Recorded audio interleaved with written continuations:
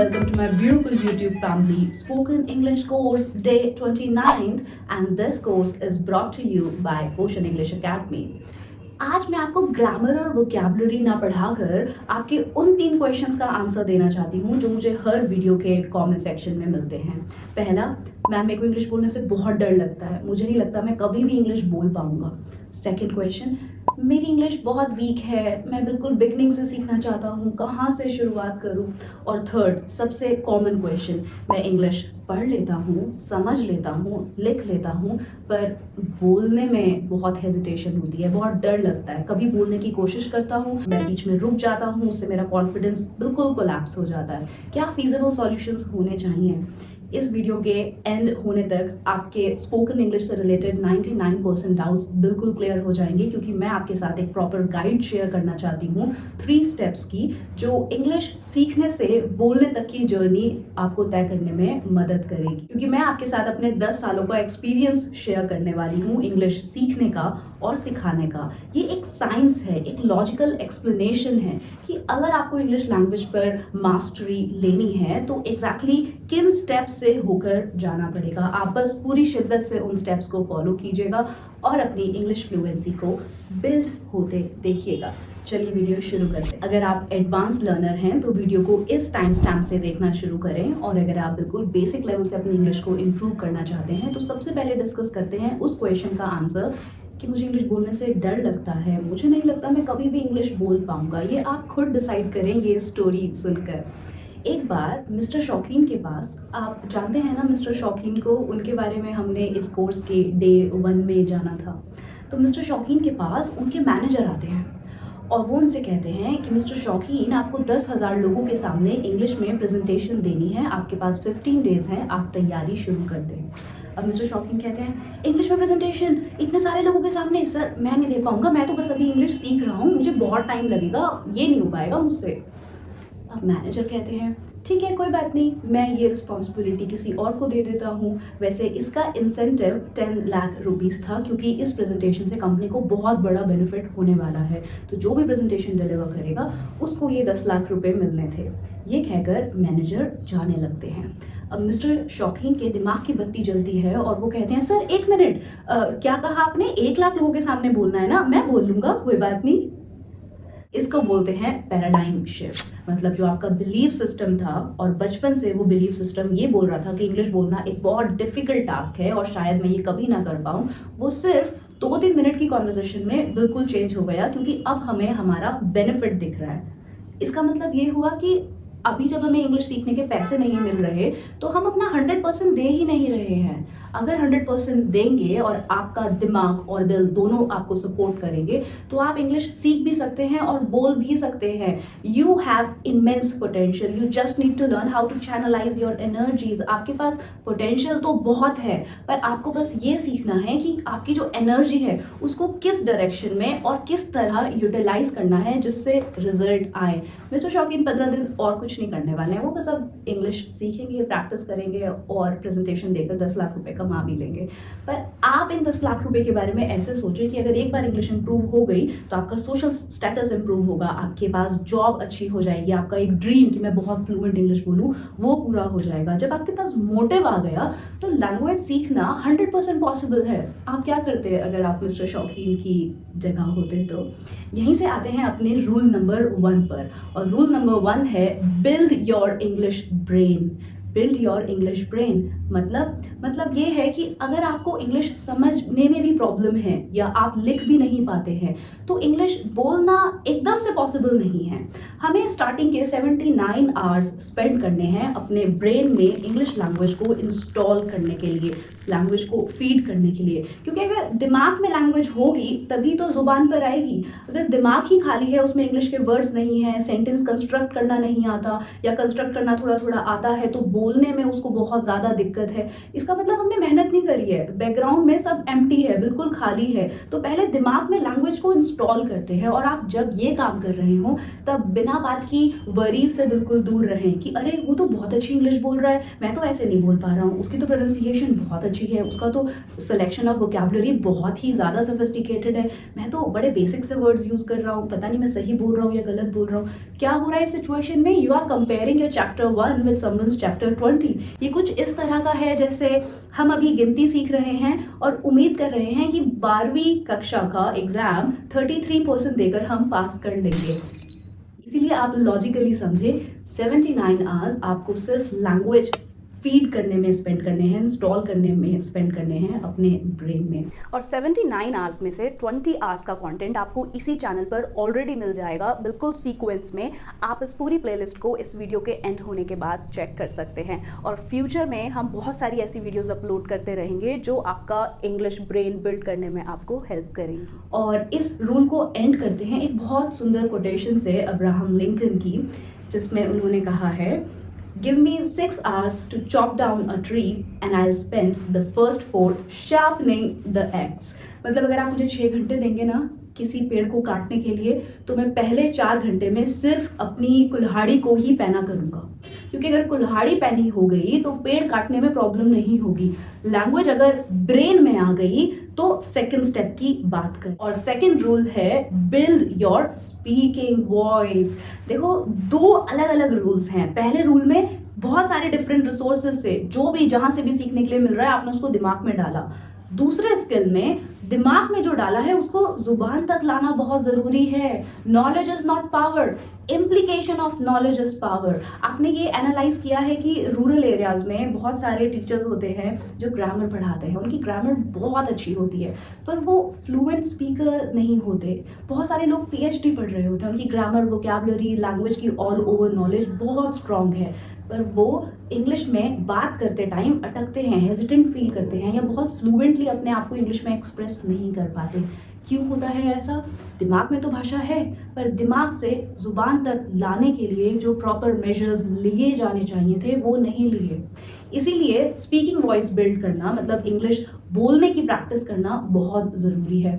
और इसके लिए मैं आपके साथ 2 टेक्निक्स शेयर करना चाहती हूँ। पहला, कि आपको जो भी आर्टिकल मिलता है आप उसको रीड करें, जोर जोर से इंग्लिश में बोलें, ताकि आपका ताकि आपके माउथ मसल्स कंफर्टेबल हो पाए इंग्लिश लैंग्वेज को बोलने के लिए। सिर्फ रीडिंग प्रैक्टिस से ही आप सिर्फ 5 या 10 मिनट रोज रीडिंग प्रैक्टिस करें।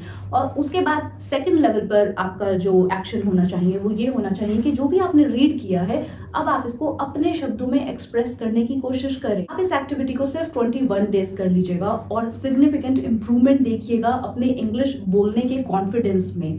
कॉन्फिडेंस सिर्फ तभी बिल्ड होगा जब हम एक चीज को बार बार प्रैक्टिस करेंगे। हमें अपना होराइजन ब्रॉडन अप करना है। मतलब आज हो सकता है हम सिर्फ 2 ही सेंटेंस इंग्लिश के बोल पाएं, कल हम 4 बोलेंगे, फिर हम 40 सेंटेंस बोलेंगे और धीरे धीरे वो टाइम आ जाएगा जब आप सिर्फ सेंटेंसेस के थ्रू इंग्लिश नहीं बोलेंगे पर पूरा का पूरा आइडिया इंग्लिश में कम्युनिकेट कर पाएंगे।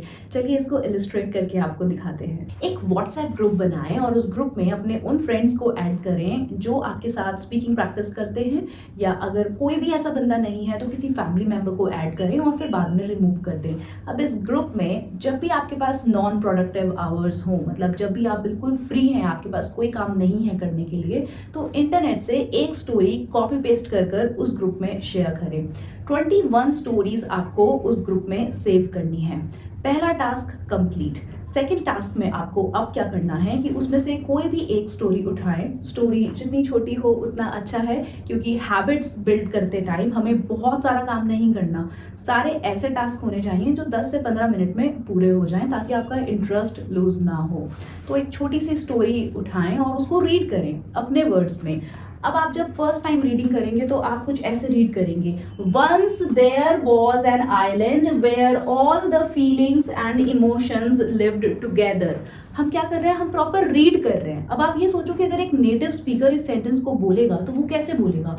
उसी की तरह उस पूरे सेंटेंस को इस बार बोलना नहीं है, मतलब रीड नहीं करना है, स्पीक करना है। ऐसे बोलना है बिल्कुल इमोशंस के साथ, जैसे आप वो कहानी किसी को सुना रहे हैं। तो अब आप कैसे कहेंगे? Once there was an island where all the feelings and emotions lived together. उसमें जान डालने की कोशिश करें, उसमें इमोशन डालने की कोशिश करें और साइमल्टेनियसली अपने माउथ मसल्स को ट्रेन होने दें इंग्लिश बोलने के लिए। अभी तक आपकी जो भी मदर लैंग्वेज है, उर्दू, हिंदी, पंजाबी, हम उसे बोलने में कंफर्टेबल हैं, पर इंग्लिश लैंग्वेज को कंफर्टेबली बोलने के लिए आपको कम से कम 5 घंटों की रीडिंग प्रैक्टिस करनी पड़ेगी। लॉजिक क्या है?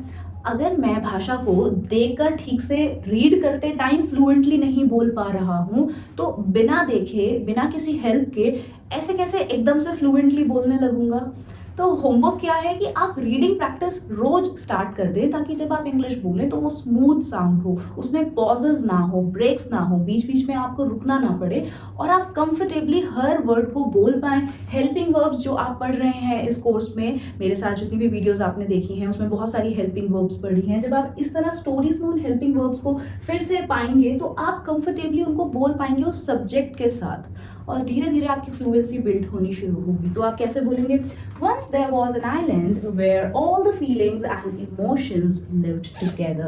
One day a big storm from the sea was about to drown the island. क्या हुआ? एक बार एक तूफान आने वाला था जो पूरे आइलैंड को डुबाने वाला था। इसमें आइलैंड में एस लेटर साइलेंट है, तो आप कहेंगे आइलैंड, ना कि आइसलैंड। आई एम श्योर आपको ऑलरेडी ये पता हो। उसके बाद अब फिर क्या हुआ? Every emotion on the island was scared. सारे के सारे जो इमोशंस थे और फीलिंग्स थी वो सब डर गए। But love made a boat to escape. पर लव ने एक ऐसी बोट बनाई जिससे सब लोग भाग पाए। All the feelings jumped into the boat except for one. सारी फीलिंग्स ने क्या किया? वो फटाफट से कूदकर बोट में आ गई, सिवाय एक के। एक्सेप्ट मतलब सिवाय एक के। इनटू क्यों आया है? अगर मोशन आ गया तो इनटू में बदल जाता है। जैसे वो कूदे तो कहाँ कूदे? बोट में। के लिए हमने इन लगाया है क्योंकि बोट चारों तरफ से बंद है, और इनटू क्योंकि मोशन भी है, इसीलिए इनटू यूज हुआ है। Into the boat except for one. फिर क्या हुआ? Love got down to see who it was. It was ego. कौन था? कौन सा इमोशन था वो? ईगो था। Love tried its best to bring ego to the boat but ego didn't move. अब देखो वही हेल्पिंग वर्ब्स है जो हम पढ़ रहे हैं। सेकंड फॉर्म यूज हुई है कि लव ने पूरी कोशिश करी कि वो ईगो को बोट पर लेकर आ पाए, पर ego didn't move. Simple past tense. उसके बाद everyone asked love to leave ego and come in the boat, but love was meant to love. पर love किस लिए बना था? सिर्फ प्यार करने के लिए। तो it remained with ego. it क्यों आया है? love ना ही है ना she है, इसीलिए इसके साथ it यूज किया है। it आप animals के साथ भी यूज करते हैं। All other feelings were left alive. सारी की सारी जो फीलिंग्स थी वो बोट में बैठकर अलाइव ही वहां से चली गई, जिंदा ही चली गई। But love died because of ego. Love क्यों मर गया? Love died because of ego. Moral है कि अक्सर प्यार मर जाता है ईगो की वजह से। हम अपने बहुत बेस्ट फ्रेंड से इसलिए बात नहीं करते क्योंकि हमारी ईगो बीच में आ जाती है, सारे इमोशंस हम भूल जाते हैं और ईगो की वजह से अपने बेस्ट फ्रेंड से बात करना बंद कर देते हैं। तो अगर ऐसा हुआ है तो प्लीज़ ऐसा ना करें। अब आते हैं टेक्निक पर। पूरी स्टोरी मेरे माइंड में आ गई है, आपके पास बिल्कुल क्लैरिटी है थॉट्स की कि मुझे बोलना क्या है। इसी नोट पर एक छोटी सी बात मैं आपके साथ और डिस्कस करना चाहती हूँ। देखो क्या होता है, कई बार हम ब्लैंक इसलिए फील नहीं करते कि हमारे पास शब्द या ग्रामर नहीं है। हम ब्लैंक इसलिए फील करते हैं क्योंकि हमें ये नहीं पता होता कि बोलना क्या है। तो क्लैरिटी ऑफ थॉट्स बिल्ड करने में भी आपको मदद करेगी ये एक एक्सरसाइज, जिसकी मदद से आप अपने दिमाग को कहोगे देखो ये सारी इन्फॉर्मेशन है, सारी इन्फॉर्मेशन आपने फीड कर ली है, अब इसको आप बोलने की प्रैक्टिस करो। तो अगर आपसे कोई अचानक से कोई क्वेश्चन भी पूछता है तब उसमें भी हम क्या करते हैं, हम एकदम से डर जाते हैं कि इसने इंग्लिश बोली है। इस फियर को भी हम बीट सिर्फ इसी एक्सरसाइज से कर सकते हैं, क्योंकि हम अपने ब्रेन को इस तरह से डेवलप कर रहे हैं कि जो इन्फॉर्मेशन मेरे पास है वो मैं इंग्लिश में अपने वर्ड्स में एक्सप्लेन कर पाऊँ। अब आप अपनी आंखें बंद करें और जो भी स्टोरी में आपने सुना है उसको अपने शब्दों में बयां करने की कोशिश करें। नहीं होगा फिर से स्टोरी रीड करें, फिर से एक्सप्लेन करें। जैसे once there was an island where all the feelings and emotions lived happily. One day, storm was about to hit the island, and all the feelings and emotions out there got scared. They were trembling out of fear. अब इसमें ये नहीं है कि जो exact मैंने पढ़ा है मुझे वो ही बोलना है। आप वो बोले जो आपके माइंड में आ रहा है उस टाइम, क्योंकि हमें कोई मगअप तो नहीं करनी है स्टोरी, हमें तो एक हैबिट बिल्ड करनी है इंग्लिश बोलने की। और क्योंकि हमें रोज रोज ये नहीं पता कि अब किस बारे में अचानक से इंग्लिश बोलने लगे, तो हमने क्या किया, हमने कंटेंट भी इंटरनेट से ले लिया। अब हमने माइंड्स को बस थॉट्स दे दी हैं और माइंड उन थॉट्स को कम्युनिकेट करने की कोशिश करेगा। पहले दिन शायद आप स्टोरी को बहुत बुरे तरीके से बोलें, अगले दिन वो थोड़ा बेहतर होगा, उसके बाद वो और बेटर होगा, और विद इन 21 डेज आप देखेंगे कि आप पूरी स्टोरी को ईजिली आर्टिकुलेट कर पा रहे हैं without getting lost, without feeling hesitant, without feeling unconfident. And this is how you will be able to beat the fear of public speaking. इसी तरह आप पब्लिक स्पीकिंग के अपने फियर को बीट करेंगे। जितनी प्रैक्टिस उतना जल्दी रिजल्ट, जितनी प्रैक्टिस उतना अच्छा रिजल्ट, जितनी प्रैक्टिस उतने अच्छे आप speaker. Rule number 3, no one is born perfect. मतलब कोई भी बिल्कुल परफेक्ट पैदा नहीं हुआ है, हमें परफेक्ट बनना पड़ता है। इंग्लिश लैंग्वेज कोई टैलेंट नहीं है, ये एक स्किल है और लर्नेबल स्किल है, आप इसे सीख सकते हैं। अब काफ़ी सारे लोग बोलते हैं मैं इंग्लिश सिर्फ इसलिए नहीं बोल पाता हूँ क्योंकि मुझे डर लगता है कि मैं शायद गलत बोलूँगा। जब मैंने ये यूट्यूब चैनल शुरू किया था 3-4 साल पहले, तो इस पर बहुत सारी वीडियोस अपलोड करी थी, पर उस पर व्यूज़ नहीं आते थे, डिसलाइक्स आते थे और कमेंट करते थे बस मेरे एक्स स्टूडेंट्स जो मुझे बहुत सारा प्यार करते थे।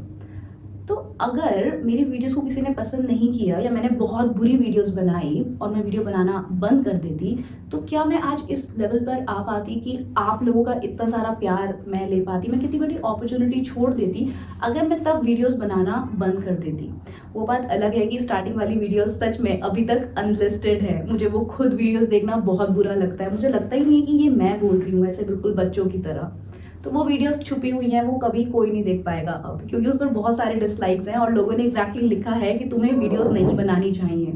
क्योंकि वीडियो मेकिंग एक डिफरेंट स्किल है, क्लासरूम में पढ़ाना एक अलग चीज़ है, पर वीडियोस के थ्रू पढ़ाना एक अलग स्किल है जिसको सीखने में मुझे बहुत मेहनत लगी थी। पर अगर मैं वो गंदी वीडियोस ना बनाती तो मैं आज ये अच्छी वीडियोस ना बना पाती। तो अगर आप सोच रहे हैं कि मैं बुरी इंग्लिश नहीं बोलूँगा, अच्छी ही इंग्लिश बोलूँगा, ऐसा हो ही नहीं पाएगा। अगर मैं ये सोचती कि बहुत अच्छी वीडियो बनेगी, मैं सिर्फ तभी वीडियो बनाना शुरू करूँगी, तो शायद मैं आज तक सोचती रहती और वीडियोस ना बना पाती और आप लोगों तक कभी भी ना पहुँच पाती। तो सिंपल रूल ये है कि failure is not the opposite of success, it's a part of success. मतलब अगर आप फेल हो रहे हो, इसका मतलब है कि आप बिल्कुल सही रास्ते पर हैं, चलते रहें, धीरे धीरे इवेंचुअली आप अपनी डेस्टिनेशन पर ज़रूर पहुंच जाएंगे। तो प्लीज़ इस बात को एक्सेप्ट कर लें कि जब आप इंग्लिश बोलना शुरू करेंगे, बेसिक ग्रामर सीखी, उसके बाद हमने क्या सीखा, हमने अपनी स्पीकिंग वॉइस बिल्ड करी। 3rd लेवल पर अब आपको सीखना है कि आप अपने एंजाइटी लेवल्स को कैसे मैनेज करेंगे। देखो, जब मैं वीडियोस बनाती हूँ मुझे भी डर लगता है कि क्या बोलना है, कुछ गलत ना बोल दूँ, कैसे प्रेजेंट करना है खुद को, या कभी सेमिनार्स देने जाती हूँ तब भी डर लगता है। ये इंसान का नेचर है, हर किसी को डर लगता है जब भी वो कोई ऐसा काम करता है जिससे उसे अपने कंफर्ट लेवल से बाहर आना होता है। हर बंदे को डर लगता है। प्रैक्टिस कर करके डर थोड़ा थोड़ा कम होता रहता है, पर इनिशियली मेरे भी लेग्स ऐसे शेक करते थे प्रेजेंटेशन देते टाइम कॉर्पोरेट एम्प्लॉयज के सामने। पर मैंने उस टाइम उस डर को फेस किया, एम्ब्रेस करा, उस डर को ओवर पावर किया। एक बहुत खूबसूरत कोटेशन है इंग्लिश लैंग्वेज में, the fears you don't face today become your limit tomorrow. आप अगर अपने डर को आज फेस नहीं करेंगे तो कल वही आपकी लिमिटेशन बन जाएंगे, वो आपको आगे बढ़ने ही नहीं देंगे। तो जो डर आप आज फेस नहीं कर रहे हो, कल वो बहुत बड़ी आपके लिए प्रॉब्लम क्रिएट करने वाला है, आपका रास्ता ब्लॉक करने वाला है। तो आप ये समझें कि अगर आपको डर लग रहा है तो ये बहुत ऑब्वियस है। आपको ग्रामर और वोकैबुलरी हर कोई पढ़ा रहा है, पर कोई इस बारे में बात नहीं कर रहा है कि डर लगना ऑब्वियस है, नॉर्मल है, और आपको इस डर से धीरे धीरे ही कंफर्टेबल होना पड़ेगा। जितनी आप प्रैक्टिस करेंगे उतना ही आपका कॉन्फिडेंस लेवल धीरे धीरे बिल्ड होगा। एकदम से अगर मैं सोचूं कि मैं आज ही बिल्कुल कॉन्फिडेंटली इंग्लिश में स्पीचेस या प्रेजेंटेशंस दूंगी, ये पॉसिबल नहीं है। I have been teaching English for more than 10 years now, and now I have come to this level that okay I could speak in front of anyone and everyone, but it required a lot of efforts, lot of hard work. बहुत बहुत बहुत मेहनत करने के बाद ये level आया है। और अच्छी बात पता है क्या है, आपको इंग्लिश ट्रेनर नहीं बनना है, आपको तो बस काम चलाओ रोज बोली जाने वाली इंग्लिश सीखनी है। अब उसमें अगर अ की जगह एन लगा दिया या द की जगह दी बोल दिया, दी की जगह द बोल दिया, किसी को कोई फर्क नहीं पड़ेगा। अगर आप जॉब इंटरव्यू के लिए जा रहे हैं तो इंटरव्यूअर बस आपसे ये एक्सपेक्ट करता है कि बेसिक इंग्लिश की हेल्प से आप अपने आप को ईजिली इंग्लिश में एक्सप्रेस कर पाएँ। वो ये उम्मीद बिल्कुल नहीं कर रहा कि आप बहुत एडवांस्ड इंग्लिश के एक्सप्रेशंस यूज़ करें, बहुत डिफ़िकल्ट फ्रेजल वर्ब्स या कोई ऐसी इडियम्स बोल दें। वो ऐसा आपसे बिल्कुल एक्सपेक्ट नहीं कर रहा है। वो कह रहा है कि अगर बातचीत इंग्लिश भाषा में हो रही है तो आप जो कहना चाहते हैं वो आसान शब्दों में कह पाएँ, कस्टमर आपकी बात समझ पाए, आप कस्टमर की प्रॉब्लम समझ पाएँ और ईजी इंग्लिश लैंग्वेज में उस प्रॉब्लम को सॉल्व कर पाएँ। इसको ओवर कॉम्प्लिकेट हम खुद करते हैं कि अच्छा पहले पूरी इंग्लिश सीखूंगा फिर बोलूँगा। न्यूज़ भी देख रहे हैं, न्यूज़पेपर्स भी पढ़ रहे हैं, मैगजीन्स भी पढ़ रहे हैं, इंग्लिश मूवीज़ भी देख रहे हैं, वो सब मत सीखें। बस सीखें पूरी भाषा का 25%, पर ये 25% वो होना चाहिए जो आप अभी 1 महीना 2 महीना लगाकर सीखें और थर्ड मंथ से उन सेंटेंसेस की हेल्प से कॉन्फिडेंटली खुद को धीरे धीरे एक्सप्रेस करना शुरू करें।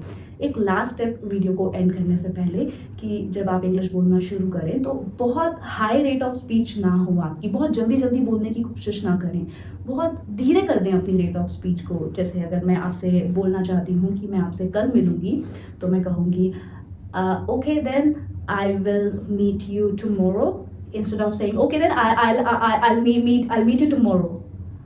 ऐसे कोई हेजिटेशन नहीं है, कोई पैनिक नहीं करना है आपको। Slow it down, don't rush through your sentences, take proper pauses, enjoy what you are speaking. जो बोल रहे हो उसको एंजॉय करो। विल पढ़ा है, सेंटेंस बोलने में प्रॉब्लम हो ही नहीं सकती, पर धीरे बोलें। Okay I will see you tomorrow then, alright then I'll see you tomorrow, not tomorrow actually maybe in a couple of days। 1-2 दिन में आपसे फिर मिलते हैं नई वीडियो के साथ गेट के ऊपर, जैसा कि आप में से बहुत सारे लोगों ने रिक्वेस्ट किया है। बाकी कमेंट सेक्शन में मेरे को फटाफट से ये बताएं कि क्या स्पोकन इंग्लिश से रिलेटेड आपके 99% डाउट्स क्लियर हो गए हैं, और जो 1% डाउट्स रह गए हैं उन्हें भी कमेंट सेक्शन में मेरे लिए ज़रूर लिख दें। आने वाली वीडियोज़ में मैं उन्हें ज़रूर एड्रेस करूँगी। Until then, keep learning, keep practicing. All the best.